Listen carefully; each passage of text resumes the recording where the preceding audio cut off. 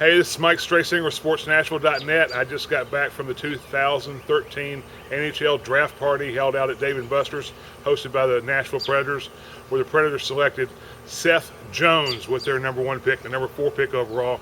And I caught up with Pete Weber after he was through with his duties, and here's what Pete had to say about the draft pick and the selection. Pete, with his reaction to the Predators' #1 pick. Yowza! Nobody thought this was going to be possible. Everybody thought that first you heard Colorado was not going to take Seth Jones. And then if they didn't take Seth Jones, what do you have to do?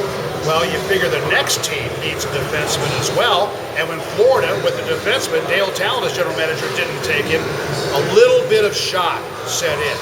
Okay, they don't take him. Certainly Tampa Bay needs a D-man. No, they don't take him. So by then, I wish I had telemetry on David Poile's heart rate at that point in time, because he had said last week in his pre-draft briefing with all of us that if Seth Jones was there, he definitely would take him because he feels he's the best player in the draft. So for whatever reason, and we can speculate that new Avs coach Patrick Roy knew Nathan McKinnon so well from the Quebec League and had fallen in love with him, if you will. But then the next two picks, really total surprise, particularly Florida passing on the defenseman. And then when Drouin went, that was when the celebration, I'm sure, began at the Predators draft table at that point.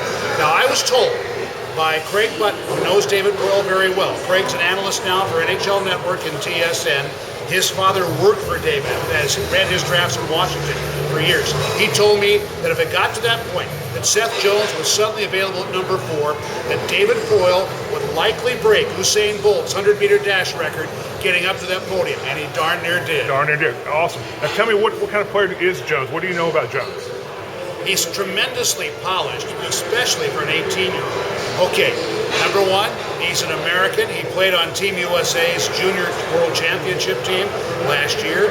He played for his head coach was Phil Housley. Whom do the Predators just hire to the coaching staff? Phil Housley. So he has tremendous insight and accessibility too.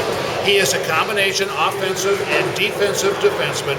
He has the size, he hits, he has the edge. We see that quite a bit.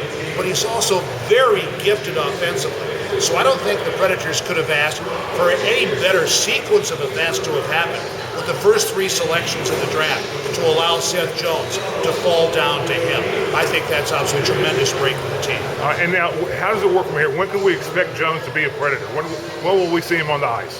He will be on the ice at Centennial Sportsplex coming up next week for the Predators development camp, if all goes according to Hoyle, and usually it does. And they're going to give him every chance to open the season with the Predators rather than with Milwaukee, or in his case, actually go back to his junior team.